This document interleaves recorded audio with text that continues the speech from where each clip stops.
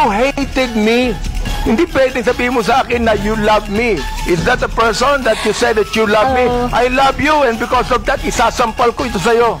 At the very most, I do not like your performance as a member of the 19th Congress. But hate is such a powerful word, Mr. Chair. If you think that you are violated by my exercise of my freedom, you would have your right and No, court. don't worry. I'm not going to charge you. If I charge you in court, matatalo ka eh. Pero hindi. Kayo po mga vlogger natin, do you agree with what Miss Joey Cruz said? I'm a bit forgiving on those, Mr. Chair, because sometimes people are so expressive that we tend to say things. And I could cite your example on the last hearing. You mentioned something as well. Oh, gusto kong sabihin ngayon, Mr. Chair, publicly.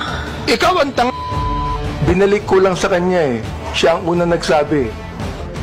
Nasa public eye din po kami, gaya po ninyo.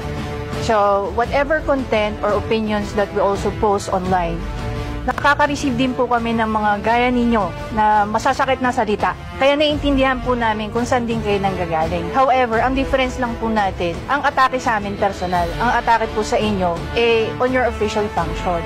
Hindi ako binabas ng sino man bago ang Quadcom. Bakit kaya? Di ba? Share if I may. Hindi ako nababas eh. Ngayon lang talaga, Miss Cruz, wala akong karapatang tawagin kitang gago. And I respect your opinion, Mr. Chair.